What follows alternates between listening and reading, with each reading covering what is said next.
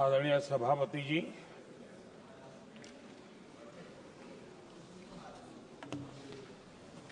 आदरणीय राष्ट्रपति जी के संबोधन पर आभार प्रकट करने के लिए मैं उपस्थित हुआ हूं।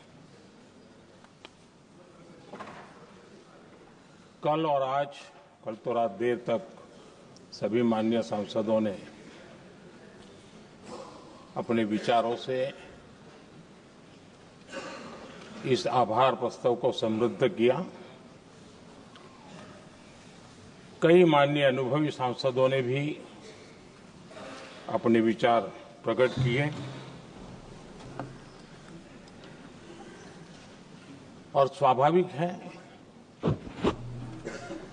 कि लोकतंत्र की परंपरा भी है।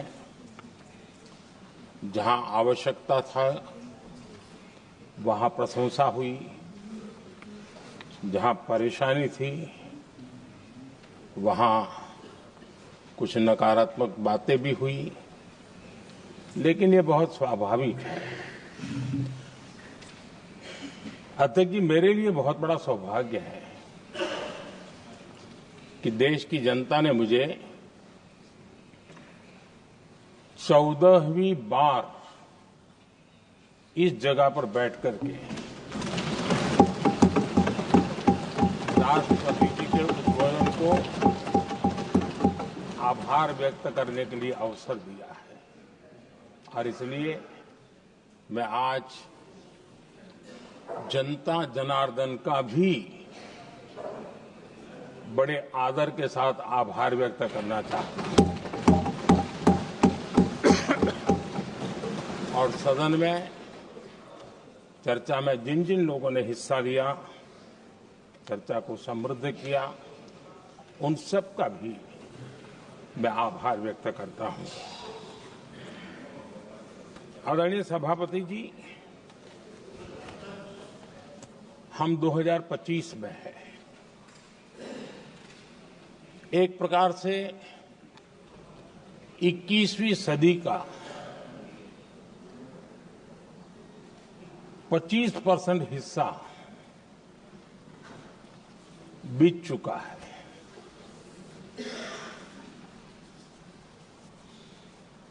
समय तय करेगा 20वीं सदी के आजादी के बाद और 21वीं सदी के प्रथम 25 साल में क्या हुआ, कैसा हुआ।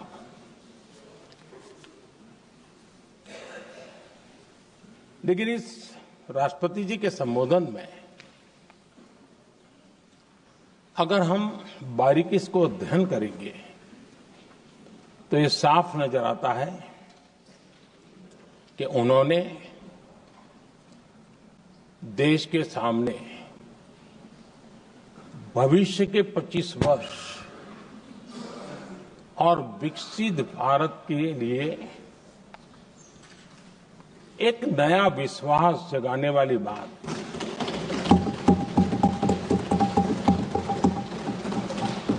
एक प्रकार से आदरणीय राष्ट्रपति जी का ये उद्बोधन विकसित भारत के संकल्प को मजबूती देने वाला है, नया विश्वास पैदा करने वाला है और जन सामान्य को प्रेरित करने वाला है। आदरणीय सभापति जी, सारे अध्ययन बार बार ये कह चुके हैं कि गत 10 वर्ष में देश की जनता ने हमें सेवा करने का मौका दिया।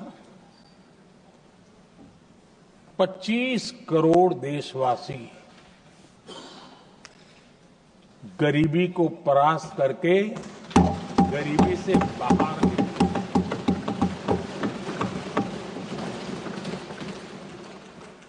आदरणीय सभापति जी, 5 दशक तक गरीबी हटाओ के नारे सुने हो और अब 25 करोड़ गरीब गरीबी को परास्त करके बाहर निकले, ऐसे ही नहीं हो।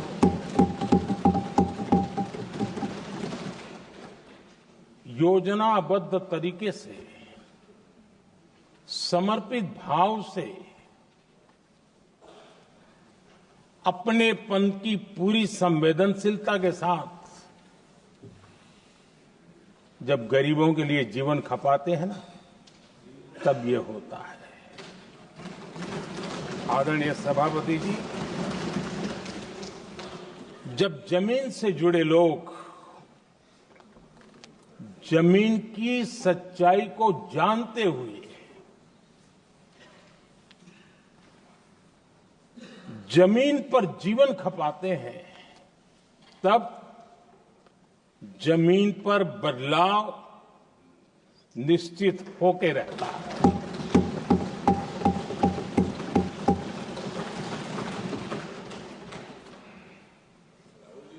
आदरणीय सभापति जी, हमने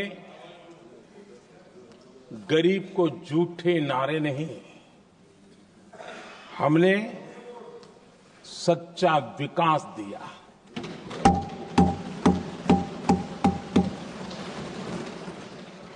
गरीब का दुख, सामान्य मानवी की तकलीफ, मिडिल क्लास के सपने ऐसे ही नहीं समझे जाते। आदरणीय सभापति जी, इसके लिए एक जज्बा चाहिए।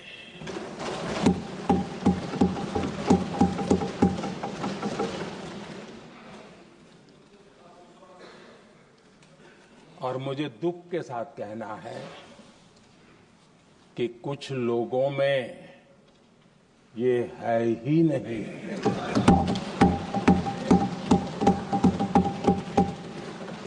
आदरणीय सभापति जी, बारिश के दिनों में कच्ची छत, फुसकी, प्लास्टिक की चादर वाली छत, उससे नीचे जीवन गुजारना कितना मुश्किल होता है।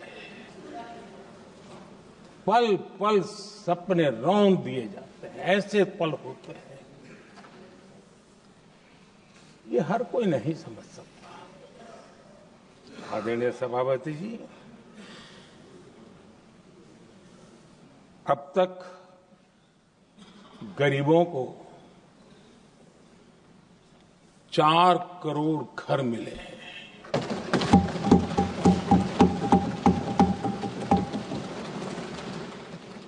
जिसने उस जिंदगी को जिया है ना, उसे समझ होती है कि पक्की छत वाला घर मिलने का मतलब क्या होगा।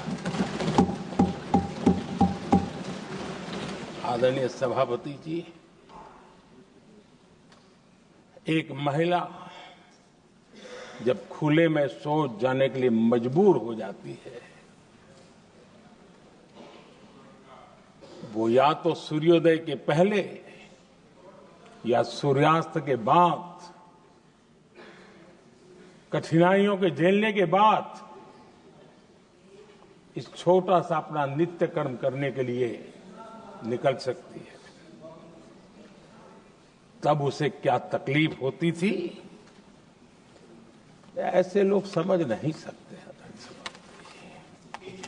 आदरणीय सभापति जी, हमने 12 करोड़ से ज्यादा शौचालय बनाकर बहनों बेटियों की मुश्किलें दूर की।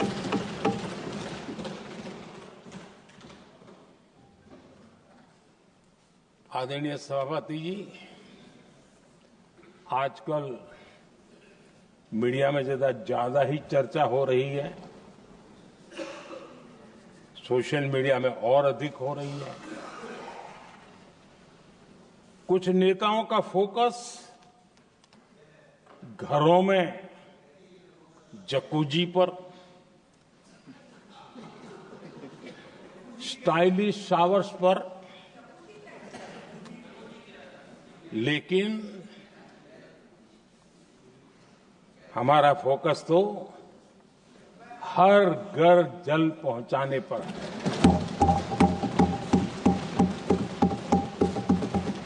आजादी के 75 साल के बाद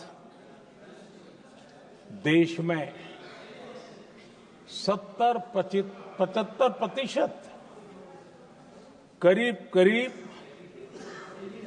16 करोड़ से भी ज्यादा घरों के पास जल का करने के लिए नल का कनेक्शन नहीं था। हमारी सरकार ने 5 साल में 12 करोड़ परिवारों को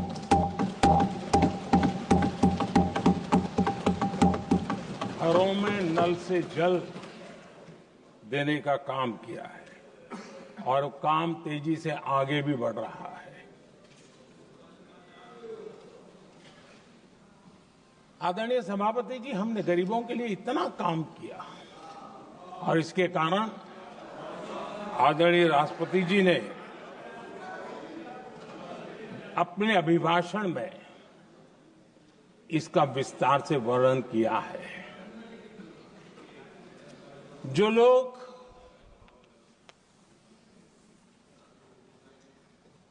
गरीबों की झोपड़ियों में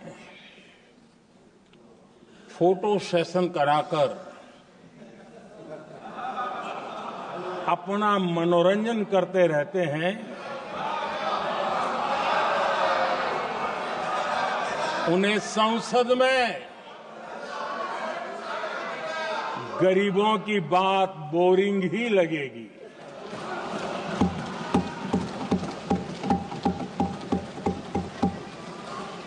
आदरणीय सभापति जी, मैं उनका गुस्सा समझ सकता हूं।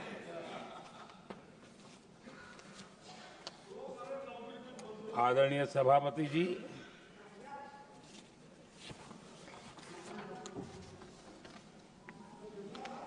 समस्या की पहचान करना एक बात है, लेकिन अगर जिम्मेवारी है तो समस्या की पहचान कर करके छूट नहीं सकते। उसके समाधान के लिए समर्पित भाव से प्रयास करना होता है। हमने देखा है और पिछले 10 साल के हमारे काम को देखा होगा और राष्ट्रपति जी के अभिभाषण में भी देखा होगा। हमारा प्रयास समस्या की समाधान का रहता है और हम समर्पित भाव से प्रयास करते हैं। आदरणीय सभापति जी, हमारे देश में एक प्रधानमंत्री हुआ करते थे।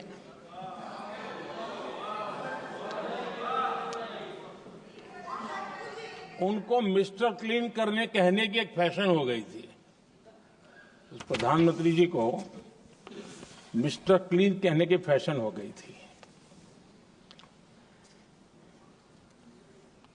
उन्होंने एक समस्या को पहचाना था और उन्होंने कहा था कि दिल्ली से 1 रुपया निकलता है तो गांव में 15 पैसा पहुंचता है। अब उस समय तो पंचायत से लेकर पार्लियामेंट तक एक ही पार्टी का राज था। पंचायत से पार्लियामेंट तक एक ही पार्टी का राज था और उस समय उन्होंने सार्वजनिक रूप से कहा था कि 1 रुपया निकलता है 15 पैसा पहुंचता है। बहुत गजब की हाथ सफाई थी।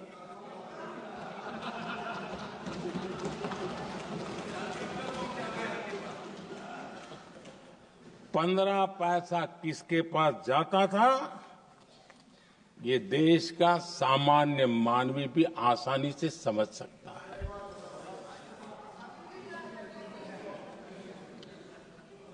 आदरणीय सभापति जी, देश ने हमें अवसर दिया।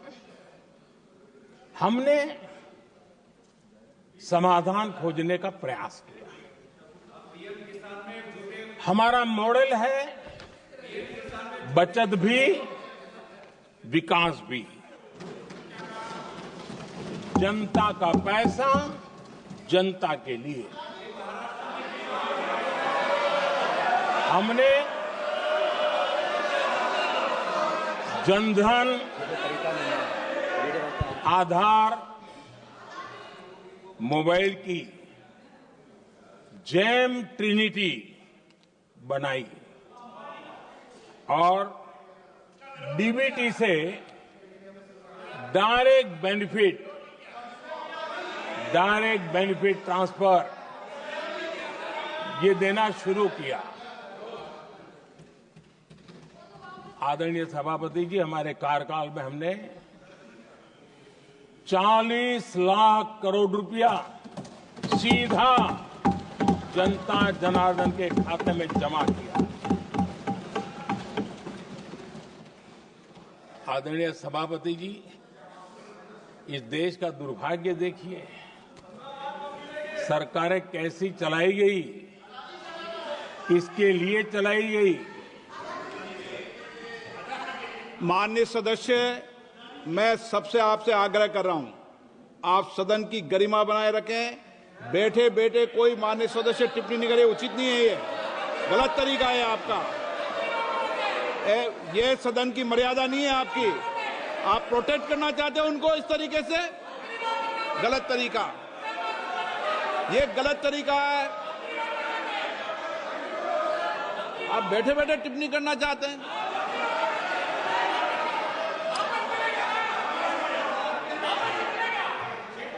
आदरणीय सभापति जी,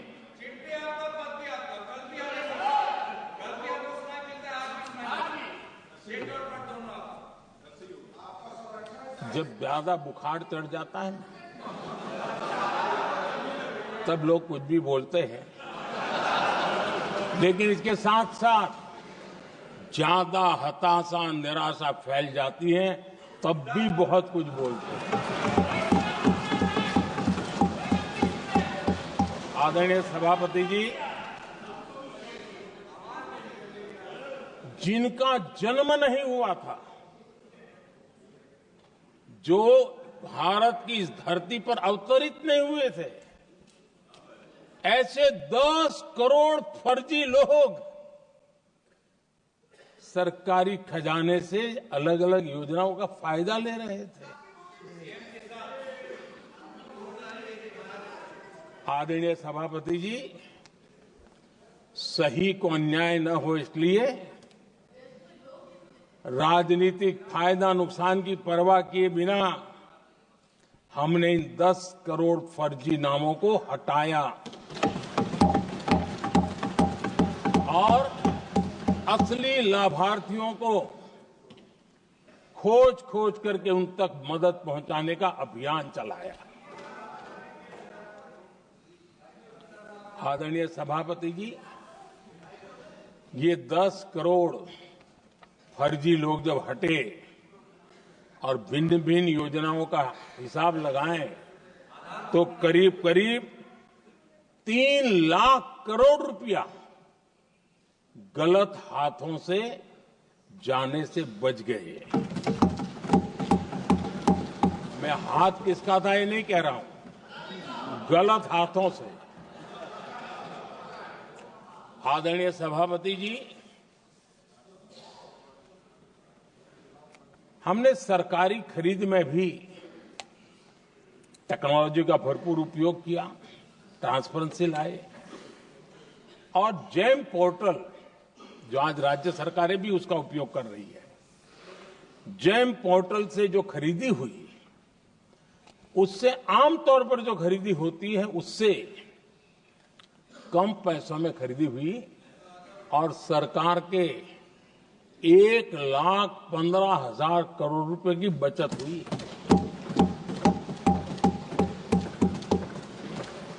आदरणीय सभापति जी, हमारी स्वच्छता अभियान का बहुत मजाक उड़ाया गया, ऐसा जैसे हमने कोई पाप कर दिया, कोई गलती कर दी। न जाने क्या क्या कहा जाता था। लेकिन आज मुझे संतोष से कहना है कि इन सफाई के कारण हाल के वर्षों में सिर्फ सरकारी दफ्तरों से जो कबाड़ बेचा गया ना, उसमें 2300 करोड़ रुपया सरकार को मिले हैं। महात्मा गांधी ट्रस्टीशिप के सिद्धांत की बात करते थे। वो कहते थे कि हम ट्रस्टी हैं, ये संपत्ति जनता जनार्दन की है और इसलिए हम पाई पाई को एक ट्रस्टीशिप के सिद्धांत के आधार पर बचाने की और सही जगह पर उपयोग करने का प्रयास करते हैं। और तब जाकर के स्वच्छता अभियान से कबाड़ बेचकर 2300 करोड़ रुपया देश की सरकार के खजाने में आ रहा है।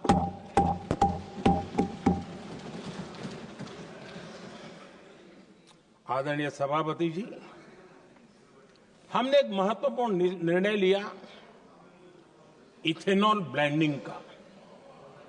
हम जानते हैं हम एनर्जी इंडिपेंडेंट नहीं है, हमें बाहर से लाना पड़ता है। जब इथेनॉल ब्लेंडिंग किया और हमारे पेट्रोल डीजल की आय कम हुई, उस एक निर्णय से 1 लाख करोड़ रुपए का फर्क पड़ा है। और ये पैसे करीब करीब 1 लाख करोड़ रुपया किसानों की जेब में गया है। आदरणीय सभापति जी, मैं बचत की तो बात कर रहा हूं, लेकिन पहले अखबारों की हेडलाइन हुआ करती थी, इतने लाख के घोटाले, इतने लाख के घोटाले, इतने लाख के घोटाले। 10 साल हो गए, ये घोटाले न कर करके, घोटाले न होने से भी देश के लाखों करोड़ रुपए बचे हैं जो जनता जनार्दन की सेवा में लगे हैं। आदरणीय सभापति जी, हमने ये जो अलग अलग कदम उठाए, उससे लाखों करोड़ रुपए की बचत हुई, लेकिन उन पैसों का उपयोग हमने शीश महल बनाने के लिए नहीं किया।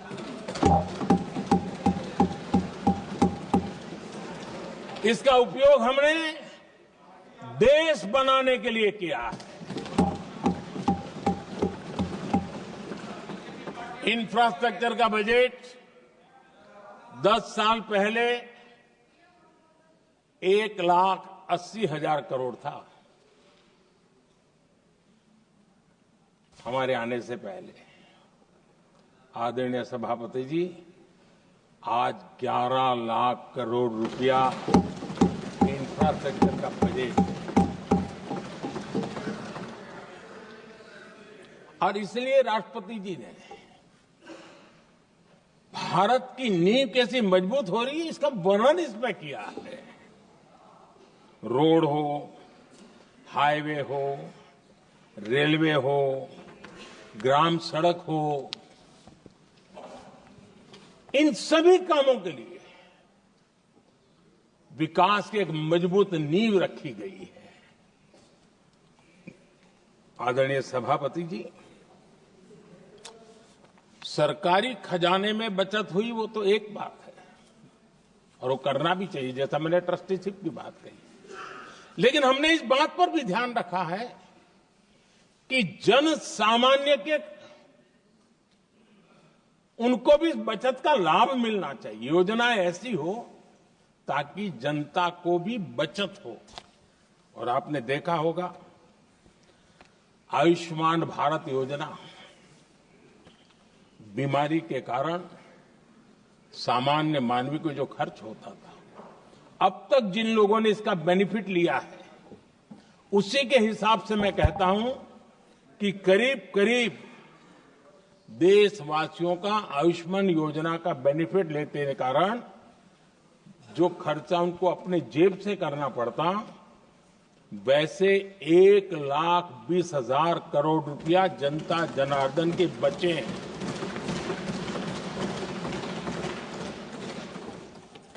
ये आवश्यक है कि अब जैसे जन औषधि केंद्र, आज मध्यम वर्ग के परिवार में 60-70 साल उम्र के परिवार के स्वजन हो तो स्वाभाविक है कोई न कोई बीमारी आ ही जाती है। दवाई का खर्चा भी होता है, दवाएं महंगी भी होती है। हमने जब से जन औषधि केंद्र खोले हैं जिसमें 80% डिस्काउंट होता है, और उसके कारण जिन परिवारों ने इन जन औषधि केंद्रों से दवाइयां ली हैं उनके करीब करीब 30,000 करोड़ रुपए दवाई को खर्चा बचा।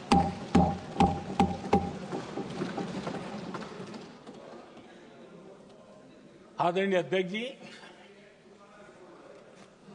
यूनिसेफ का भी अनुमान है, उनका कहना है कि जिसके घर में स्वच्छता और टॉयलेट बना, उन्होंने इसका बड़ा सर्वे किया था, उस परिवार को करीब करीब साल भर में 70,000 रुपए की बचत हुई है। स्वच्छता अभियान कहो, टॉयलेट बनाने का काम कहो, शुद्ध जल पहुंचाने का काम करो, कितना बड़ा फायदा हमारे सामान्य परिवार को हो रहा है। आदरणीय अध्यक्ष जी, नल से जल, मैंने प्रारंभ में उसका उल्लेख किया। WHO की एक रिपोर्ट आई है। WHO का कहना है कि नल से जल शुद्ध पानी मिलने के कारण उन परिवारों में जो अन्य बीमारियों के खर्चे होते थे, औसत 40,000 रुपया परिवार का बचा है।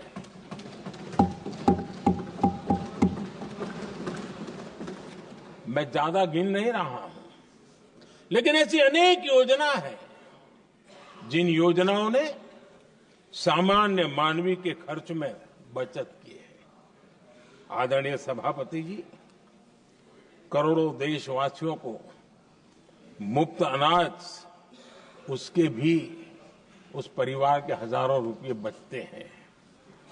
PM सूर्यघर मुफ्त बिजली योजना, जहां जहां ये योजना लागू हुई है, इन परिवारों को औसतन साल भर के 25 से 30,000 रुपये बिजली की बचत हो, पैसों में बचत हो रही है, खर्च में बचत हो रही है। और अगर ज्यादा बिजली है तो बेच करके कमाई कर रहा है वो अलग, यानी सामान्य मानवीय की बचत भी। हमने LED बल्ब का एक अभियान चलाया था। आपको मालूम है कि हमारे आने से पहले LED बल्ब 400 रुपये में बिकते थे। हमने इतना अभियान चलाया, उसकी कीमत 40 रुपया हो गई। और LED बल्ब के कारण बिजली की भी बचत हुई और उजाला भी ज्यादा मिला, और उसमें देशवासियों के करीब 20,000 करोड़ रुपए बचे हैं।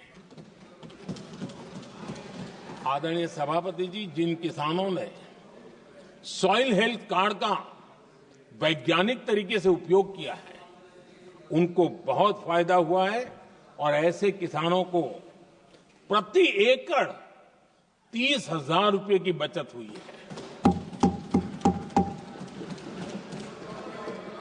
आदरणीय अध्यक्ष जी, बीते 10 साल में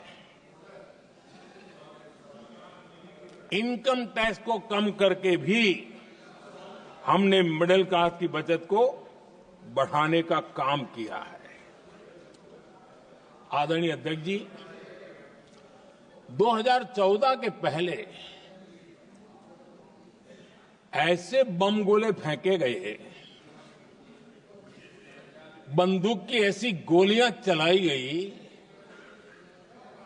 कि देशवासियों का जीवन छलनी कर दिया गया था। हमने धीरे धीरे उन घावों को भरते भरते आगे बढ़े। 2 लाख करोड़ रुपया 2 लाख रुपया 2013-14 में 2 लाख रुपये, सिर्फ 2 लाख रुपये उस पर इनकम टैक्स माफी थी। और आज 12 लाख रुपये संपूर्ण रूप से इनकम टैक्स से मुक्ति। और हमने बीच के कालखंड में भी 14 में भी, 17 में भी, 19 में भी, 23 में भी हम लगातार ये करते आए, घाव भरते गए और आज बैंडेज बाकी था वो भी कर लिया। स्टैंडर्ड डिडक्शन उसके अगर 75,000 जोड़ दें तो 1 अप्रैल के बाद देश में जो सैलरीड क्लास है उनके 13.25 लाख रुपए पर तक कोई इनकम टैक्स नहीं देना पड़ेगा।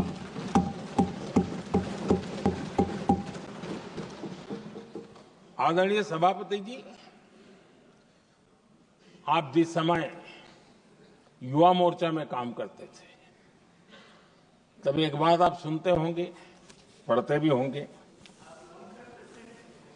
एक प्रधानमंत्री आए दिन 21वीं सदी बोला करते थे। एक प्रकार से रट गया था, तकिया कलाम जैसा हो गया था, तो बोलते थे 21वीं सदी। जब इतनी बार बोला जाता था तो उस समय टाइम्स ऑफ इंडिया में R.K. लक्ष्मण ने एक बड़ा शानदार कार्टून बनाया था। वो कार्टून बड़ा इंटरेस्टिंग था। उस कार्टून में एक हवाई जहाज है,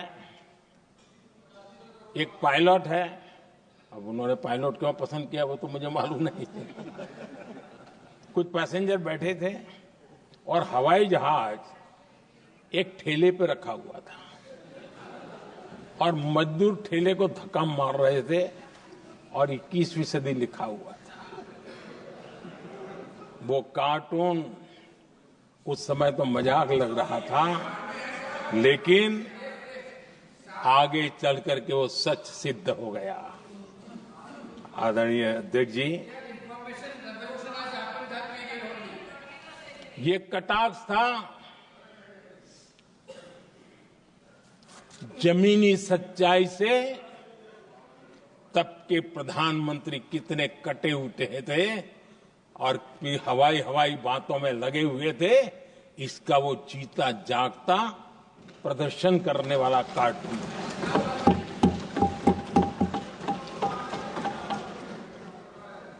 आदरणीय अध्यक्ष जी, जिन्होंने तब 21वीं सदी की बातें की थी, वो 20वीं सदी की जरूरतों को भी पूरा कर नहीं पाए थे। आदरणीय अध्यक्ष जी, आज जब मैं देखता हूं, पिछले 10 साल से सारी बीतों को बारीकी से देखने का अवसर मिला है, तो मुझे बड़ा दर्द होता है। हम 40-50 साल लेट हैं, जो काम 40-50 साल पहले हो जाने चाहिए थे। और इसलिए ये साल जब 2014 से देश की जनता ने हमको सेवा का अवसर दिया, हमने ज्यादा से ज्यादा युवाओं पर फोकस किया। हमें युवाओं की आकांक्षाओं पर बल दिया। हमने युवाओं के लिए ज्यादा अवसर बनाए। हमने कई क्षेत्रों को खोल दिया और जिसके कारण हम देख रहे हैं देश के युवा अपने सामर्थ्य का परचम लहरा रहे हैं। देश में हमने स्पेस सेक्टर को खोल दिया,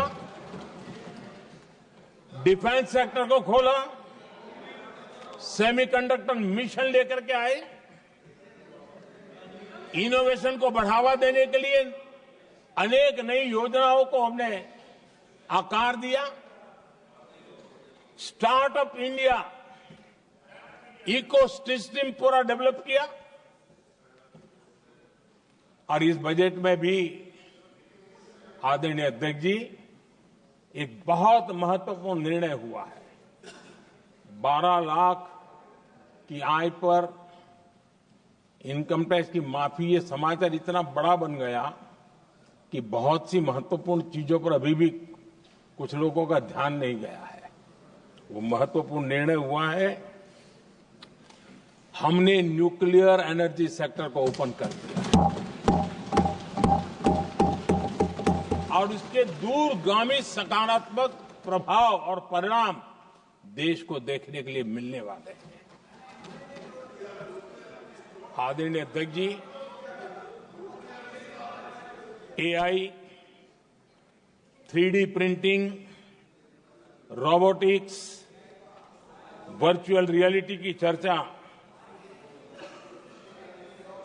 हम तो गेमिंग का भी महात्मा क्या होता है इसके लिए भी प्रयास करने वाले लोगों में से।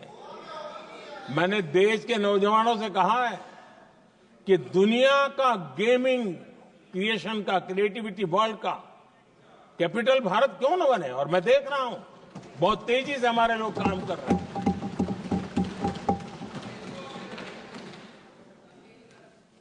कुछ लोगों को अब जब एआई की बात होती है, कुछ लोगों को अब ये शब्द फैशन में है तो बोला जाता है, लेकिन मेरे लिए सिंगल एआई नहीं है, डबल एआई। भारत की डबल ताकत है।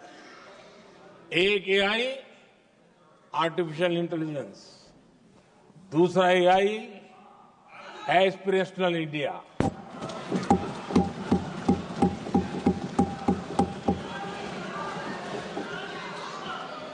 हमने स्कूलों में 10,000 टिंकरिंग लैब्स शुरू किए और आज उन टिंकरिंग लैब से निकले बच्चे रोबोटिक्स बना करके लोगों को चकित कर रहे हैं।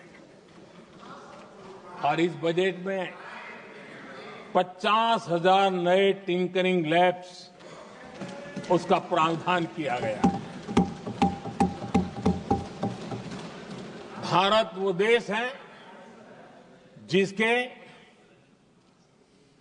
इंडिया एआई मिशन को लेकर के पूरी दुनिया बहुत आशावादी है और विश्व के एआई प्लेटफॉर्म में भारत की मौजूदगी एक महत्वपूर्ण स्थान प्राप्त कर चुकी है। आदरणीय अध्यक्ष जी, इस साल बजट में हमने डीप टेक के डोमेन को में इन्वेस्टमेंट की बात की है और डीप टेक मैं समझता हूं हमारे लिए तेज गति से आगे बढ़ने के लिए और 21वीं सदी पूरी तरह टेक्नोलॉजी ड्रिवन सेंचुरी है। ऐसे में हमारे लिए आवश्यक है कि भारत डीप टेक के क्षेत्र में बहुत तेजी से आगे बढ़े। आदरणीय अध्यक्ष जी, हम लगातार युवा भविष्य को ध्यान में रखते हुए काम कर रहे हैं, लेकिन कुछ दल हैं जो लगातार युवाओं के साथ धोखा कर रहे हैं, उन्हें धोखा दे रहे हैं। ये दल चुनाव के दरमियान ये भत्ता देंगे, वो भत्ता देंगे, वादा तो करते हैं लेकिन पूरा नहीं करते हैं। ये दल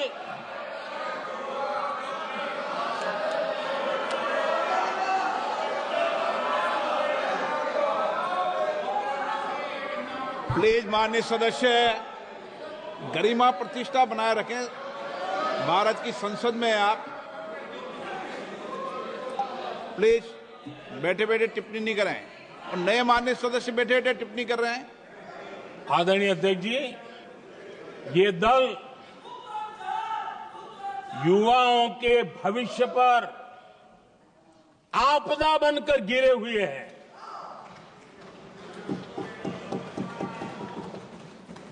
आदरणीय अध्यक्ष जी, हम कैसे काम करते हैं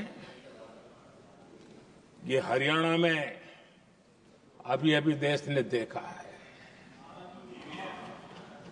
बिना खर्ची, बिना पर्ची नौकरी देने का वादा किया था। सरकार बनते ही नौकरी मिल गई नौजवानों को। हम जो कहते हैं उसी का परिणाम है। आदरणीय अध्यक्ष जी, हरियाणा में तीसरी बार भव्य विजय और हरियाणा में के इतिहास में तीसरी बार विजय, ये अपने आप में ऐतिहासिक घटना है। आदरणीय अध्यक्ष जी, महाराष्ट्र में भी ऐतिहासिक परिणाम, जनता जनार्दन के आशीर्वाद। महाराष्ट्र के इतिहास में सत्ता पक्ष के पास इतनी सीटें पहली बार, ये जनता जनार्दन के आशीर्वाद से हम करके आए हैं।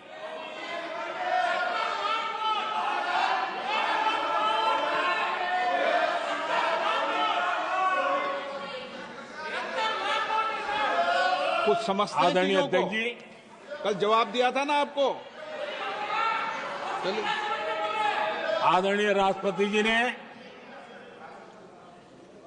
अपने अभिभाषण में हमारे संविधान के 75 वर्ष होने पर भी विस्तार से चर्चा की है। आदरणीय अध्यक्ष जी, संविधान में जो धाराएं हैं उसके साथ साथ संविधान का एक स्पिरिट भी है, और संविधान को मजबूती देने के लिए संविधान की भावना को जीना पड़ता है। और मैं आज उदाहरणों के साथ बताना चाहता हूं। हम वो लोग हैं जो संविधान को जीते हैं।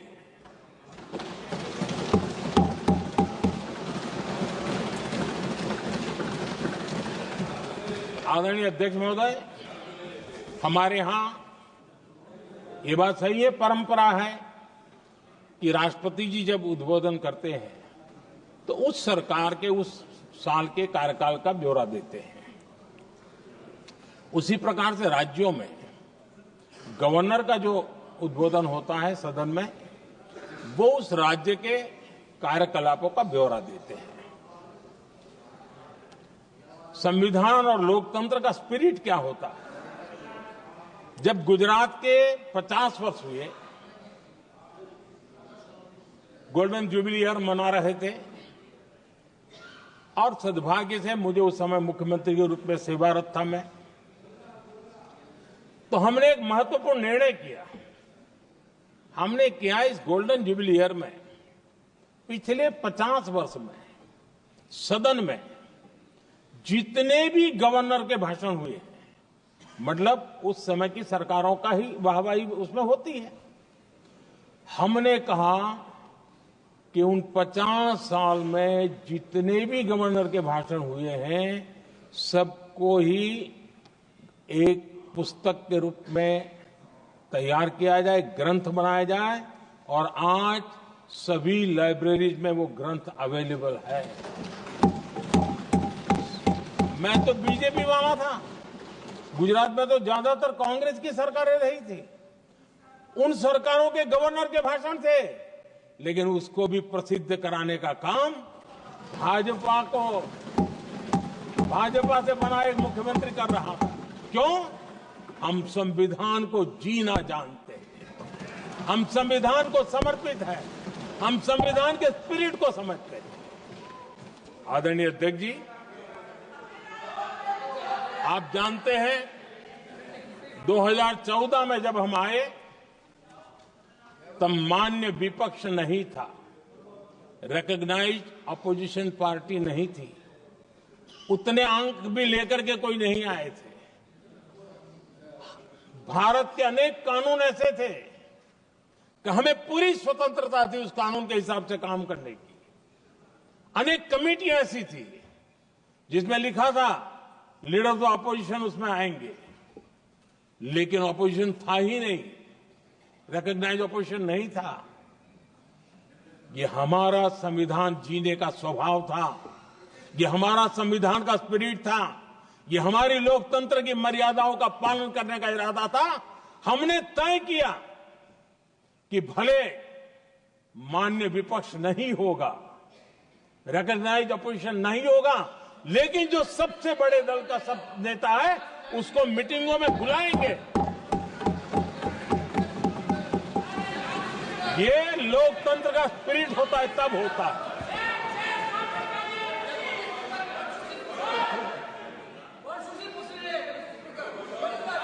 चुनाव आयोग की कमेटियां, आदरणीय अध्यक्ष जी, पहले तो प्रधानमंत्री फाइल करके निकालते थे। ये हम हैं जिसने अपोजिशन के लीडर को भी उस कमेटी में बिठाया है।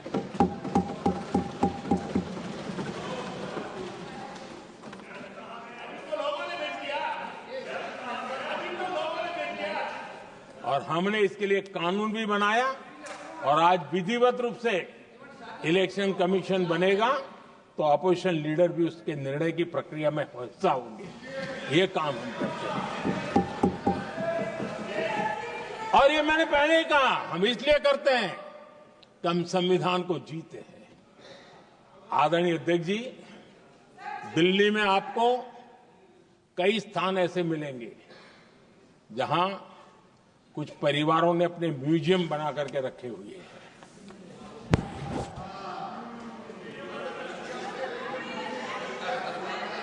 जनता जनार्दन के पैसों से काम हो रहा है।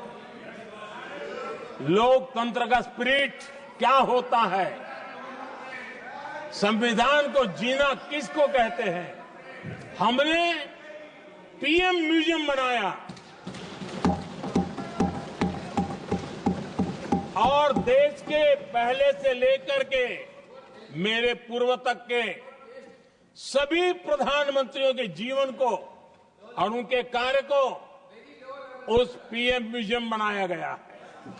और मैं तो चाहूंगा कि पीएम म्यूजियम में जो जो महापुरुष हैं उनके परिवारजनों ने समय निकाल करके उस म्यूजियम को देखना चाहिए और उसमें कुछ जोड़ने के लगता है तो सरकार का ध्यान आकर्षित करना चाहिए ताकि वो म्यूजियम समृद्ध हो और देश के बालकों को प्रेरणा।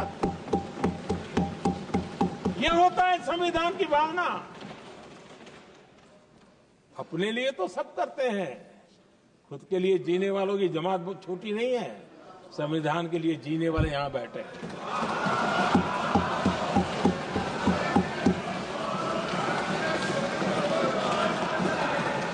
आदरणीय अध्यक्ष जी, जब सत्ता सेवा बन जाए तो राष्ट्र निर्माण होता है। जब सत्ता को विरासत बना दिया जाए तब लोकतंत्र खत्म हो जाता है।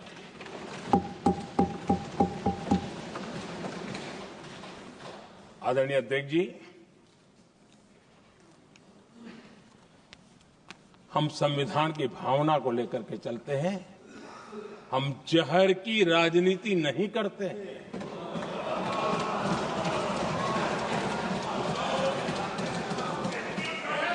हम देश की एकता को सर्वोपरि रखते हैं।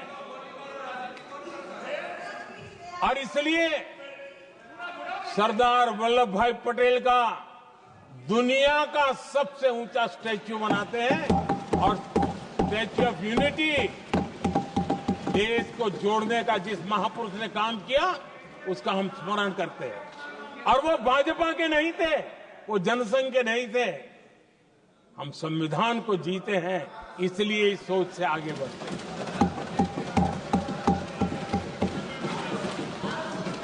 आदरणीय अध्यक्ष जी, ये देश का दुर्भाग्य है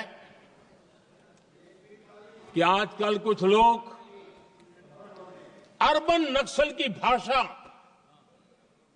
खुलेआम बोल रहे हैं।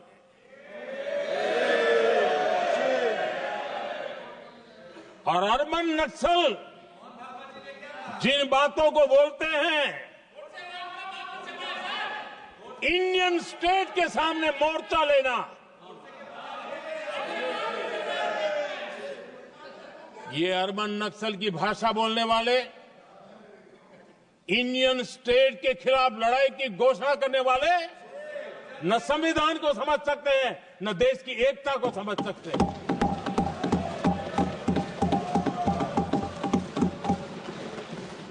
आदरणीय अध्यक्ष जी, 7 दशक तक जम्मू एंड कश्मीर और लद्दाख उसे संविधान के अधिकारों से वंचित रखा गया।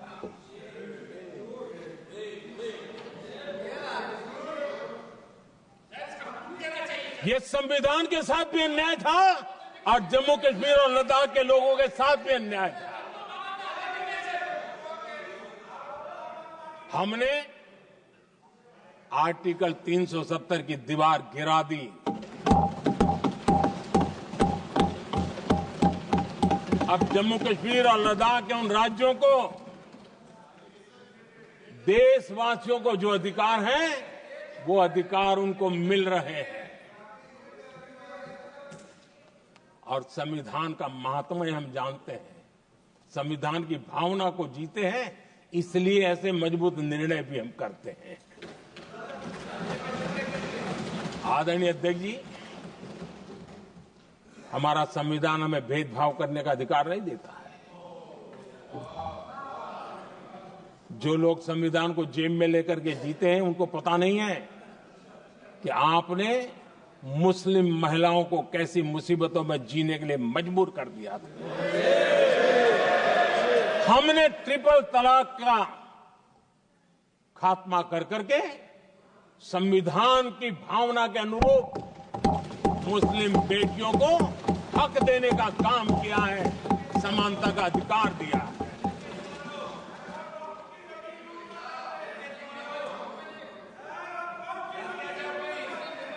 जब भी देश में एनडीए की सरकार रही है, हमने एक लंबे विजन के साथ काम किया है। पता नहीं देश को बांटने के लिए किस किस प्रकार की भाषाओं का प्रयोग किया जा रहा है। हताशा, निराशा पता नहीं उनको कहां तक ले जाएगी, लेकिन हमारी सोच कैसी है, एनडीए के साथी मिलकर के किस दिशा में सोचते हैं। हमारे लिए जो पीछे है, जो आखिरी है, और महात्मा गांधी जी ने जो कहा था, उसकी तरफ हमारा ध्यान ज्यादा है। और उसी का परिणाम है कि अगर हम मंत्रालयों की रचना करते हैं, तो भी मंत्रालय कौन सा बनाते हैं? पूर्वोत्तर के लिए अलग मंत्रालय बनाते हैं।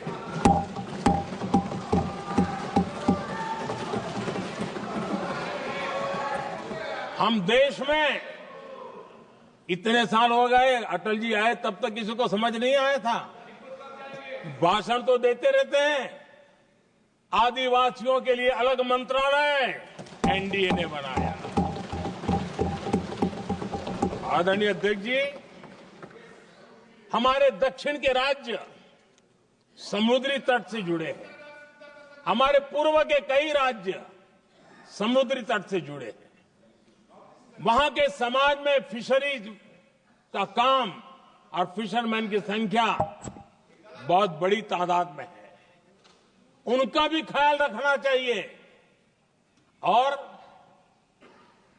जमीन के भीतर के छोटे पानी के जो इलाके रहते हैं, वहां भी फिशरमैन के रूप में काम करने वाले समाज के आखिरी तबके के लोग हैं।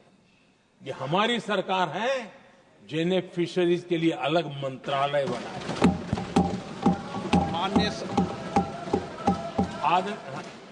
माननीय सदस्यों, अगर सभा की सहमति हो तो सभा की कार्रवाई इस विषय की समाप्ति तक बढ़ा दी जाए। माननीय प्रधानमंत्री जी। आदरणीय अध्यक्ष जी, समाज के दबे कुचले वंचित लोग, इनके अंदर एक सामर्थ्य होता है। अगर स्किल डेवलपमेंट पर बल दिया जाए तो उनके लिए नए अवसर बन सकते हैं, उनकी आशा आकांक्षा अनुरूप जिंदगी बना सकते हैं। और इसलिए हमने अलग स्किल मंत्रालय बनाया। आदरणीय अध्यक्ष जी, देश में लोकतंत्र का पहला धर्म होता है कि हम सत्ता को सामान्य से सामान्य नागरिक तक उसका अवसर मिले। और इस बात को ध्यान में रखते हुए भारत के कोऑपरेटिव सेक्टर को और समृद्ध बनाने के लिए और तंदुरुस्त बनाने के लिए देश के करोड़ों लोगों को जोड़ने का उसमें अवसर है। अनेक क्षेत्रों में कोऑपरेटिव मूवमेंट को बढ़ाया जा सकता है और उसको ध्यान में रखते हुए हमने अलग कोऑपरेटिव मंत्रालय बनाया। विजन क्या होता है ये यहां पता चलता है। आदरणीय अध्यक्ष जी, जाति की बातें करना कुछ लोगों के लिए फैशन बन गई है। पिछले 30 साल से सदन में आने वाले ओबीसी समाज के सांसद दलों के भेदभाव से ऊपर उठ करके एक होकर के 30-35 साल से मांग कर रहे थे कि ओबीसी कमीशन को संवैधानिक दर्जा दिया जाए। जिन लोगों को आज जातिवाद में मलाई दिखती है, उनको उस समय ओबीसी समाज की याद नहीं आई। ये हम हैं जिन्होंने ओबीसी समाज को संवैधानिक दर्जा दिया। पिछड़ा वर्ग आयोग आज संवैधानिक व्यवस्था में जो है। आदरणीय अध्यक्ष जी, हर सेक्टर में एससी, एसटी, ओबीसी को ज्यादा से ज्यादा अवसर मिले, उस दिशा में हमने बहुत मजबूती के साथ काम किया है। मैं आज इस सदन के माध्यम से देशवासियों को उनके सामने एक अहम सवाल रखना चाहता हूं। और अध्यक्ष महोदय, जरूर देशवासी मेरे इस सवाल पर चिंतन भी करेंगे और चौराहे पर चर्चा भी करेंगे। कोई मुझे बताएं, क्या एक ही समय में संसद में एससी वर्ग के एक ही परिवार के 3 सांसद कभी हुए हैं क्या?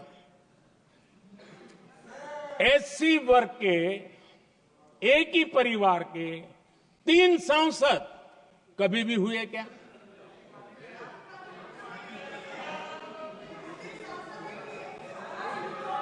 मैं दूसरा सवाल पूछता हूं,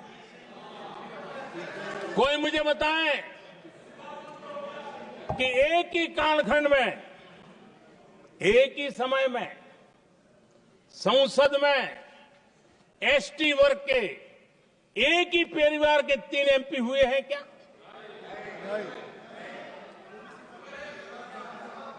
आदरणीय अध्यक्ष जी, कुछ लोगों की वाणी और व्यवहार में कितना फर्क होता है, मेरे एक सवाल के जवाब में मिलता है।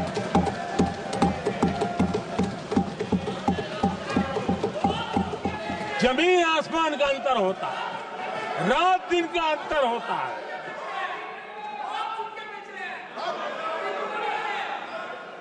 आदरणीय अध्यक्ष जी, हम SC ST समाज को कैसे सशक्त कर रहे हैं? आदरणीय अध्यक्ष जी, समाज में तनाव पैदा किए बिना एकता की भावना को बरकरार रखते हुए समाज के वंचितों का कल्याण कैसे किया जाता है, इसका मैं एक उदाहरण देता हूं।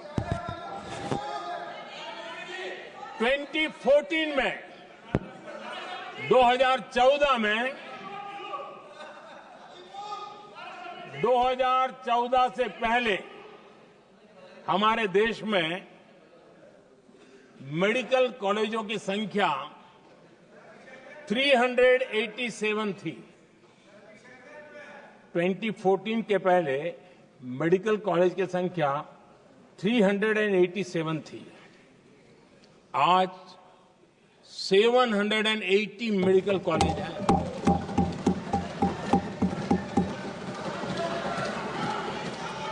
अब मेडिकल कॉलेज बड़े हैं तो सीटें भी बड़ी हैं। ये बहुत महत्वपूर्ण एंगल है आदरणीय अध्यक्ष जी, और इसलिए कॉलेजें बड़ी हैं, सीटें भी बड़ी हैं।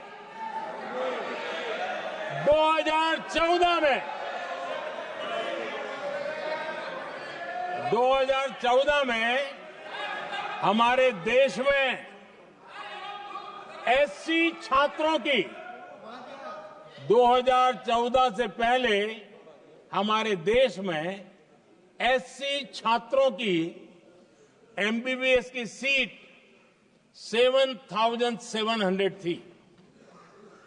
हमारे आने से पहले दलित समाज के हमारे 7,700 युवा डॉक्टर बनने की संभावना थी।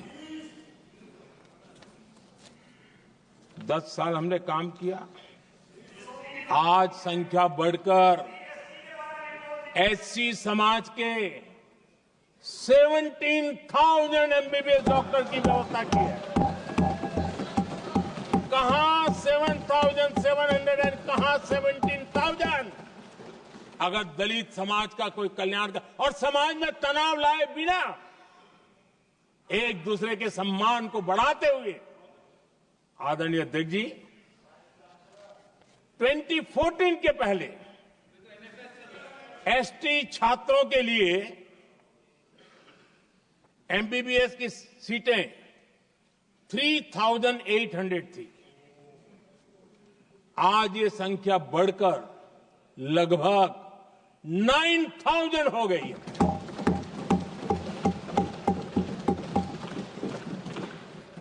ट्वेंटी 14 के पहले OBC के छात्रों के लिए MBBS में 14,000 से भी कम, 14,000 से भी कम सीटें थी। आज इनकी संख्या लगभग 32,000 हो गई है। OBC समाज के 32,000 MBBS डॉक्टर बनेंगे। आदरणीय अध्यक्ष महोदय, पिछले 10 साल में हर सप्ताह एक नई यूनिवर्सिटी बनी है।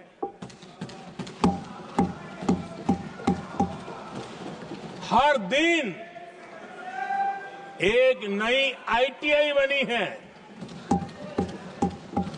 हर 2 दिन में एक नया कॉलेज खुला है।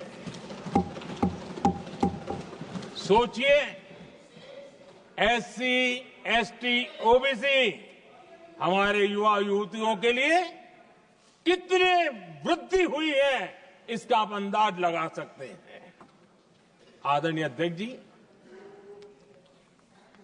हम हर योजना के पीछे लगे हैं 100% सिचुएशन, 100% उसको लागू करें। उसके जो भी लाभार्थी हैं वो उसमें छूट न जाए, उस दिशा में हम काम कर रहे हैं।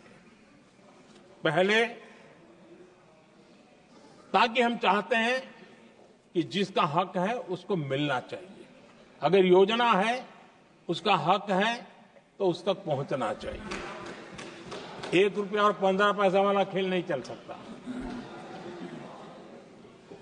लेकिन कुछ लोगों ने क्या किया, मॉडल ही ऐसा बनाया कि कुछ ही लोगों को दो, औरों को तड़पाओ और तुष्टीकरण की राजनीति करो। देश विकसित भारत बनाने के लिए तुष्टीकरण से मुक्ति पानी होगी। हमने रास्ता चुना है संतुष्टीकरण, तुष्टीकरण नहीं, संतुष्टीकरण। और उस रास्ते पर हम चले हैं। हर समाज, हर वर्ग के लोगों को बिना भेदभाव के जो उसके हक का है वो उसको मिलना चाहिए। ये है संतुष्टीकरण। और मेरे हिसाब से जब मैं 100% सैचुरेशन की बात करता हूं तो उसका मतलब होता है एक असल में सामाजिक न्याय है, ये असल में सेकुलरिज्म है और असल में ये संविधान का सम्मान है। आदरणीय अध्यक्ष जी, संविधान की भावना है सबको बेहतर स्वास्थ्य मिले, और आज कैंसर डे भी है। देश भर में और दुनिया भर में आज हेल्थ को लेकर के काफी चर्चा भी हो रही है। लेकिन कुछ लोग हैं जो गरीब को, बुजुर्गों को आरोग्य की सेवाएं मिले उसमें अड़ंगे डाल रहे हैं, और वो भी अपने राजनीतिक स्वार्थ के कारण।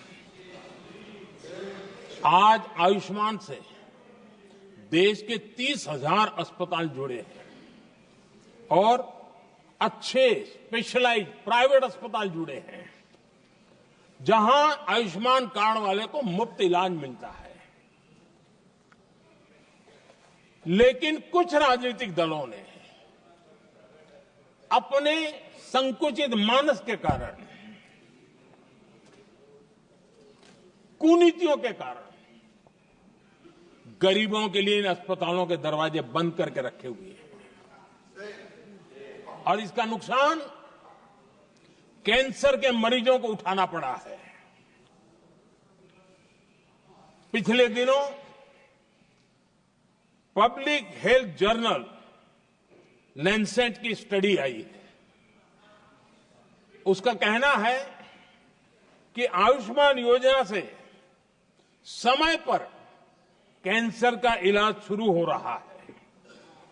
सरकार कैंसर की जांच कराने के संबंध में बहुत ही गंभीर है, क्योंकि जितना जल्दी जांच हो, जितना जल्दी ट्रीटमेंट शुरू हो, हम कैंसर पेशेंट को बचा सकते हैं। और लैंसेट ने आयुष्मान योजना को क्रेडिट देते हुए कहा है कि भारत में इस दिशा में बहुत बड़ा काम हुआ है। आदरणीय अध्यक्ष जी, इस बजट में भी हमने कैंसर की दवाइयों को सस्ते करने की दिशा में बहुत बड़ा महत्वपूर्ण कदम उठाया। इतना ही नहीं, एक महत्वपूर्ण जो निर्णय लिया है वो आने वाले दिनों में, और जब आज कैंसर डे है तो मैं जरूर कहना चाहूंगा सभी माननीय सांसद इसका लाभ ले सकते हैं अपने इलाके के ऐसे मरीजों के लिए। और वो है मरीजों को, आप जानते हैं अस्पताल उतने नहीं होने के कारण भी काफी दिक्कत रहती है बाहर से आने वाले पेशेंट को। 200 डे केयर सेंटर बनाने का निर्णय इस बजट में किया गया। ये डे केयर सेंटर पेशेंट को भी, उसके परिवार को भी बहुत बड़ी राहत देने वाला काम करेगा। आदरणीय अध्यक्ष महोदय जी, राष्ट्रपति जी के भाषण की चर्चा के समय यहां विदेश नीति की भी चर्चा हुई और कुछ लोगों को लगता है जब तक फॉरेन पॉलिसी नहीं बोलते तब तक वो मैच्योर नहीं लगते, इसलिए उनको लगता है फॉरेन पॉलिसी तो बोलना चाहिए फिर भले ही देश का नुकसान हो जाए। मैं ऐसे लोगों को जरा कहना चाहता हूं, अगर उन्हें सच में फॉरेन पॉलिसी सब्जेक्ट में रुचि है और फॉरेन पॉलिसी को समझना है और आगे जाकर के कुछ करना भी है, ये मैं शशि जी के लिए नहीं कह रहा हूं तो मैं ऐसे लोगों को कहूंगा एक किताब जरूर पढ़ें। हो सकता है उनको बहुत फिर कहां क्या बोलना उतनी समझ हो जाएगी। वो किताब का नाम है JFK's forgotten crisis. JF Kennedy की बात है। JFK's फॉरगॉटन क्राइसिस नाम की किताब है। ये किताब एक प्रसिद्ध फॉरेन पॉलिसी स्कॉलर ने लिखी है और इसमें महत्वपूर्ण घटनाओं का जिक्र है। इस किताब में भारत के पहले प्रधानमंत्री और वो विदेश नीति को भी नेतृत्व करते थे। इस किताब में पंडित नेहरू और अमेरिका के तब के राष्ट्रपति जॉन एफ कैनेडी के बीच हुई चर्चाओं और निर्णयों का भी विस्तार से वर्णन है। जब देश ढेर सारी चुनौतियों का सामना कर रहा था, तब विदेश नीति के नाम पर क्या खेल हो रहा था, उस किताब के माध्यम से सामने आ रहा है। और इसलिए मैं कहूंगा कि जरा ये किताब पढ़िए। आदरणीय अध्यक्ष जी, गोरा है अब मत बोलो।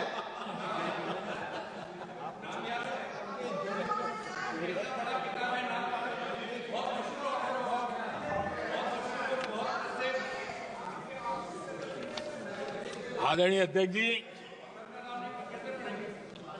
राष्ट्रपति जी के अभिभाषण के बाद एक महिला राष्ट्रपति जी एक गरीब परिवार की बेटी, उनका सम्मान न कर सके, आपकी मर्जी, लेकिन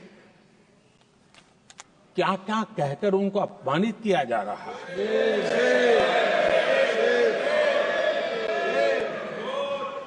मैं राजनीतिक हताशा निराशा समझ सकता हूं, लेकिन एक राष्ट्रपति के खिलाफ क्या कारण है? क्या कारण है?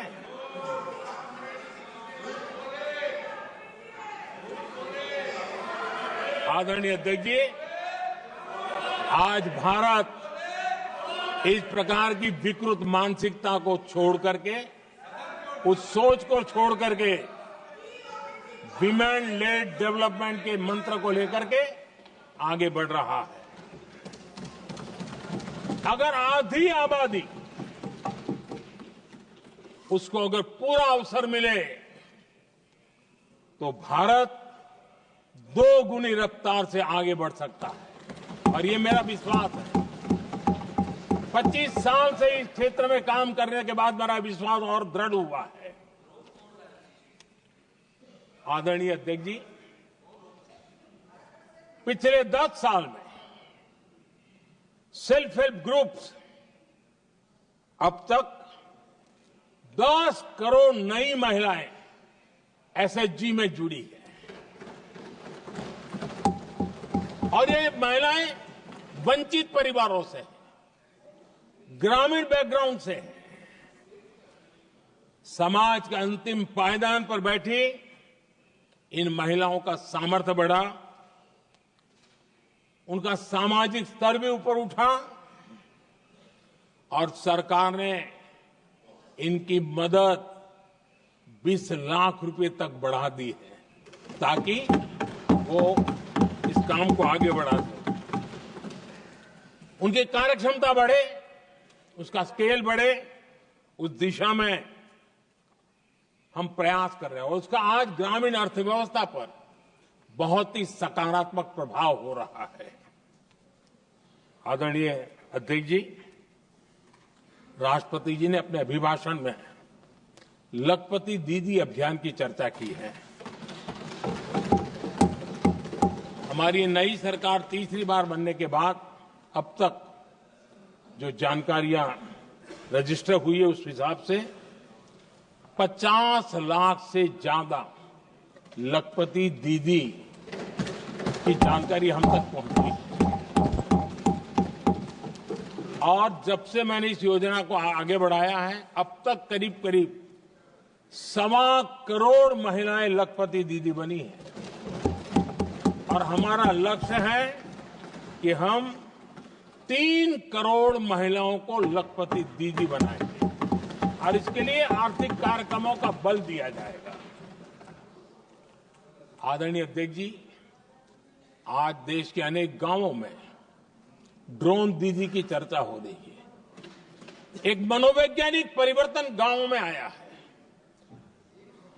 महिला के हाथ में ड्रोन चलाते हुए देख के गांव के लोगों का महिला के प्रति देखने का नजरिया बदल रहा है और आज नमो ड्रोन दीदी खेतों में काम कर करके लाखों रुपया कमाने लगी हैं।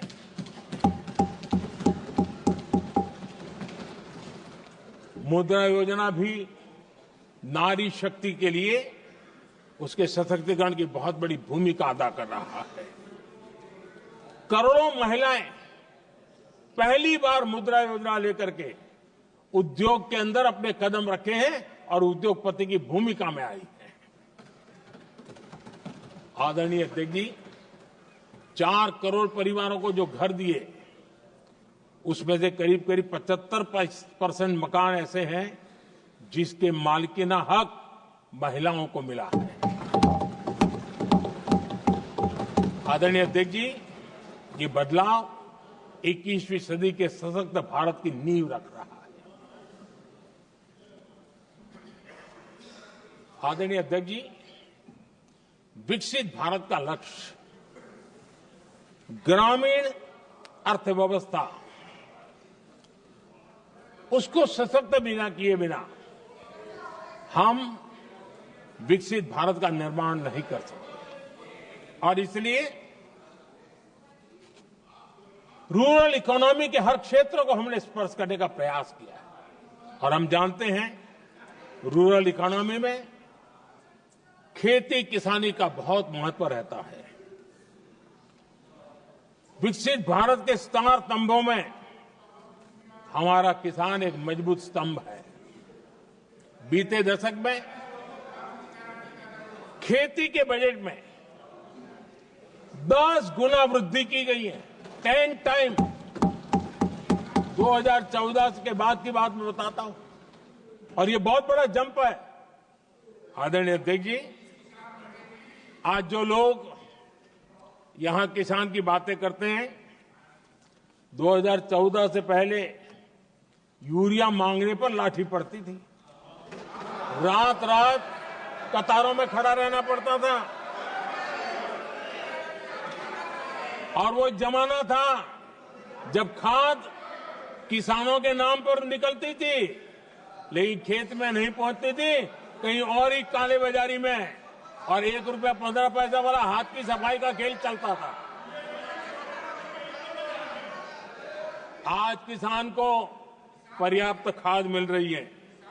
कोविड का महासंकट आया, सारी सप्लाई चेन डिस्टर्ब हो गई, दुनिया में अनाप शनाप दाम बढ़ गए और परिणाम ये हुआ कि क्योंकि हम यूरिया पर डिपेंडेंट हैं, हमें बाहर से लाना पड़ता है। आज भारत सरकार को जो बोरा यूरिया का 3000 रुपए में पड़ता है, सरकार ने वो झेला और किसान को 300 से भी कम कीमत पर दिया है, 300 रुपए से कम है। किसान को ज्यादा से ज्यादा फायदा हो, इसके लिए लगातार हम काम कर रहे हैं। आदरणीय अध्यक्ष जी, किसानों को सस्ती खाद मिले, इस एक काम के लिए पिछले 10 साल में 12 लाख करोड़ रुपया खर्च किया गया है।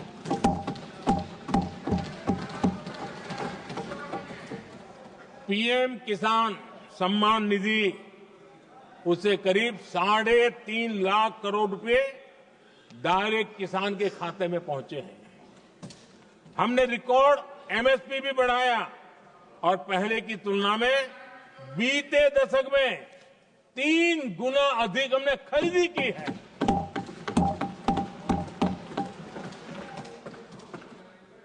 किसान को ऋण मिले, आसान ऋण मिले, सस्ता ऋण मिले, उसमें भी 3 गुना वृद्धि की गई है।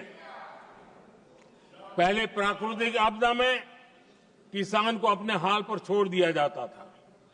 हमारे सेवा काल के दौरान पीएम फसल बीमा के तहत 2 लाख करोड़ रुपए किसानों को मिले हैं। आदरणीय अध्यक्ष महोदय, सिंचाई के लिए बीते दशक में अभूतपूर्व कदम उठा गए हैं और जो लोग संविधान की बातें करते हैं उनको ज्यादा ज्ञान नहीं है, ये भी दुर्भाग्य है। बहुत कम लोगों को मालूम होगा कि हमारे देश में डॉक्टर बाबा साहब आम्बेडकर ने पानी की योजनाओं को लेकर इतना उनका विजन क्लियर था, इतना व्यापक था और इतना समावेशी था, जो आज भी हम लोगों को प्रेरणा देता है। और 100 से बड़ी सिंचाई परियोजनाओं जो दशकों से लटकी हुई थी, हमने उसको पूरा करने का अभियान चलाया ताकि किसानों के खेत में पानी पहुंचे। बाबा साहब का विजन था नदियों को जोड़ने का। नदियों जोड़ने की वकालत बाबा साहब आम्बेडकर ने की थी, लेकिन सालों तक, दशकों दशक बीत गए, कुछ नहीं हुआ। आज हमने केन बेतवा लिंक प्रोजेक्ट और पार्वती काली सिंह चंबल लिंक प्रोजेक्ट पर काम शुरू कर दिया। और मैं तो गुजरात में कई नदियों को इस प्रकार से जोड़कर नदियों को जिंदा करने का काम करने का मेरा सफल अनुभव भी रहा है। आदरणीय अध्यक्ष महोदय, हर देशवासी का इस सपना होना चाहिए, हम सबका सपना होना चाहिए कि दुनिया के हर डाइनिंग टेबल पर made in India food packet क्यों न हो। आज मुझे खुशी होती है जब भारत की चाय, इसके साथ साथ अब हमारी कॉफी भी दुनिया में अपनी महक फैला रही है, बाजारों में धूम मचा रही है। इवन हमारा टर्मरिक कोविड के बाद सबसे ज्यादा मांग बढ़ी है। आदरणीय अध्यक्ष जी, आप जरूर देखेंगे आने वाले समय में हमारा प्रोसेस सी फूड, और जिसको लेकर कुछ लोगों को पता नहीं कब क्यों दर्द हुआ, बिहार का मखाना दुनिया में पहुंचने वाला है।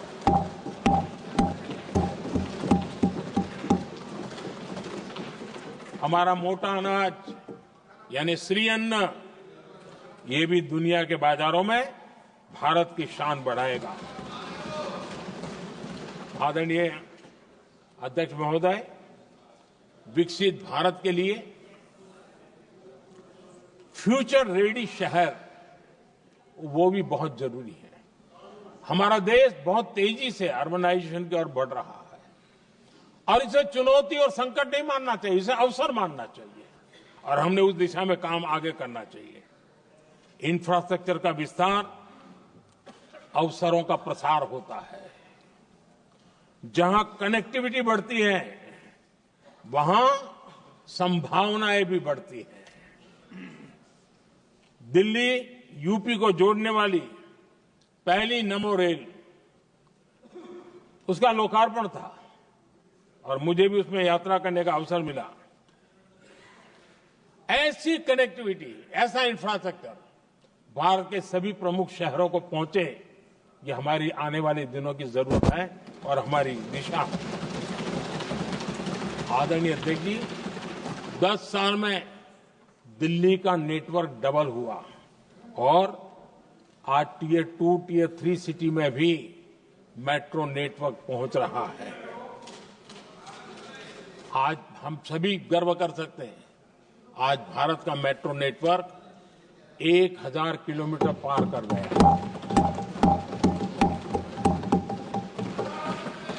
और इतना ही नहीं, वर्तमान में 1000 किलोमीटर और उस पर भी काम चल रहा है। यानी हम कितना तेजी से आगे बढ़ रहे हैं। आदरणीय अध्यक्ष जी, प्रदूषण को कम करने की दिशा में भी कई इनिशिएटिव भारत सरकार ने लिए। 12,000 इलेक्ट्रिक बस हमने देश में दौड़ाना शुरू किया है और दिल्ली को भी बड़ी सेवा करी है, हमने दिल्ली को भी दिया है। आदरणीय अध्यक्ष जी, हमारे देश में एक नया अर्थव्यवस्था हमेशा समय समय पर का विस्तार होता रहता है। आज बड़े शहरों में गिग इकोनॉमी एक महत्वपूर्ण एरिया डेवलप हो रहा है। लाखों युवा इसमें जुड़ रहे हैं। हमने इस बजट में कहा है कि ई श्रम पोर्टल पर ऐसे गिग वर्कर अपनी रजिस्ट्री करवाएं और वेरिफिकेशन के बाद उनको इस न्यू एज सर्विस इकोनॉमी है उसको हम किस प्रकार से सहायता कर सकें और उनको एक आईडी कार्ड मिले ई श्रम पोर्टल पे आने के बाद। और हमने कहा है कि इन गिग वर्कर्स को आयुष्मान योजना का भी लाभ दिया जाएगा ताकि गिग वर्कर को एक सही दिशा में जाने की सुविधा मिलेगी। और एक अनुमान है कि आज देश में करीब करीब 1 करोड़ गिग वर्कर है और उस दिशा में भी हम काम कर रहे हैं। आदरणीय अध्यक्ष महोदय, एमएसएमई सेक्टर बहुत बड़ी मात्रा में जॉब के अवसर लेकर आता है और ये ऐसा क्षेत्र है कि जिसमें रोजगार की अपार संभावनाएं हैं। ये छोटे उद्योग आत्मनिर्भर भारत के प्रतीक है। देश की अर्थव्यवस्था में हमारा एमएसएमई सेक्टर बहुत बड़ा योगदान दे रहा है। हमारी नीति साफ है, एमएसएमईज को सरलता, सहूलियत और संबल, एक ऐसा क्षेत्र है जिसमें रोजगार की संभावना है। और इस बार हमने मिशन मैन्युफैक्चरिंग उस पर बल दिया है और एक मिशन मोड में हम मैन्युफैक्चरिंग सेक्टर मतलब कि एमएसएमईज को बल देना और एमएसएमईज के माध्यम से अनेक नौजवानों को रोजगार देना और स्किल डेवलपमेंट से रोजगार के लिए नौजवानों को तैयार करना, ऐसे पूरी इकोसिस्टम को हम बल देते हुए आगे बढ़ रहे हैं। एमएसएमई सेक्टर में सुधार के लिए कई पहलुओं पर हमने काम शुरू किया है। एमएसएमई के लिए क्राइटेरिया 2006 में बनाया गया था, उसे अपडेट नहीं किया गया। पिछले 10 वर्षों में इस क्राइटेरिया में हमने 2 बार अपग्रेडेशन करने का प्रयास किया और इस बार एक बहुत बड़ा जंप लगाया है। पहली बार 2020 में, दूसरी बार इस बजट में हमने एमएसएमईज को आगे बढ़ाने का प्रयास किया है। हर तरफ उनको आर्थिक सहायता दी जा रही है। एमएसएमईज के सामने चुनौती फॉर्मल फाइनेंशियल रिसोर्सेज की कमी की रही है। कोविड के संकट के काल में एमएसएमईज को एक विशेष बल दिया गया। हमने खिलौना उद्योग उसको एक विशेष बल दिया। हमने कपड़ा उद्योग को विशेष बल दिया, उनको कैश फ्लो की कमी नहीं होने दी और बिना किसी गारंटी को लोन दिया। हजारों उद्योगों में लाखों नौकरियों की संभावनाएं बनी और नौकरियां सुरक्षित भी हुई। छोटे उद्योग, उनके लिए customized credit card, credit guarantee coverage, उस दिशा में हमने कदम उठाए जिसके कारण वो अपने ईज ऑफ डूइंग बिजनेस को भी बढ़ावा मिले और वो गैर जरूरी नियमों को कम करने का कारण उनका एडमिनिस्ट्रेटिव बोझ जो रहता था, एक आध व्यक्ति को उनको काम पर पैसा देना पड़ता था, वो भी बंद कर दिया गया। एमएसएमई को बढ़ावा देने के लिए जो हमने नई नीतियां बनाई है, आपको खुशी होगी, एक समय था 2014 के पहले खिलौने जैसी चीजें हम इंपोर्ट करते थे। आज मैं गर्व से कह सकता हूं कि मेरे देश के खिलौने बनाने वाले छोटे उद्योग आज दुनिया के अंदर खिलौने एक्सपोर्ट हो रहे हैं।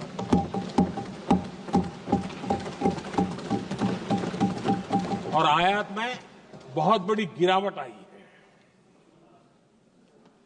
निर्यात में करीब 239% वृद्धि हुई है।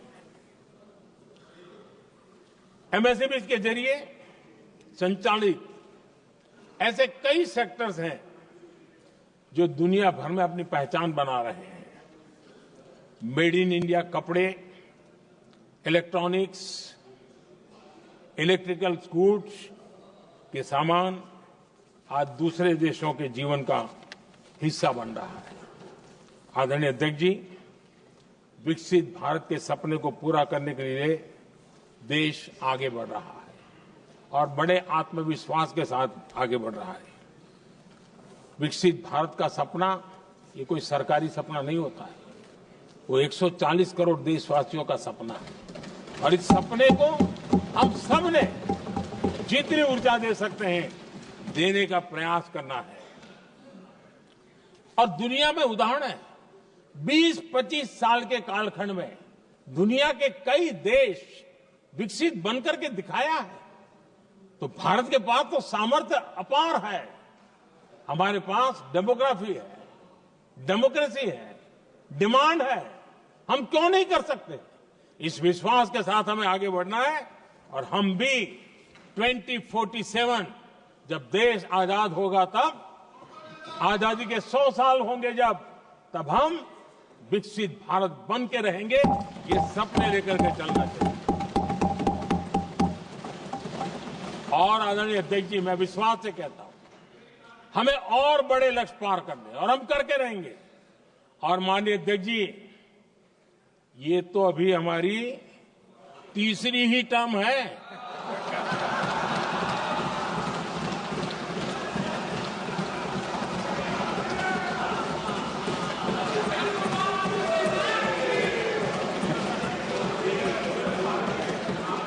हम देश की आवश्यकता के अनुसार आधुनिक भारत बनाने के लिए, सक्षम भारत बनाने के लिए और विकसित भारत का संकल्प साकार करने के लिए हम आने वाले अनेक वर्षों तक जुटे रहने वाले हैं।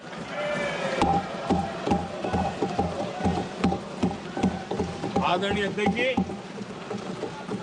मैं सभी दलों से आग्रह करता हूं,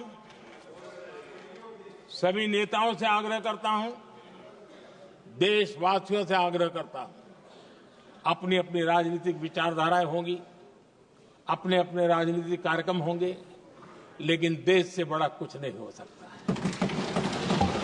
हम सबके लिए देश सर्वोपरि है और हम मिलकर के विकसित भारत के सपने को, अपना 140 करोड़ देशवासियों का सपना भी अपना सपना, इस सपने को लेकर के चल पड़े।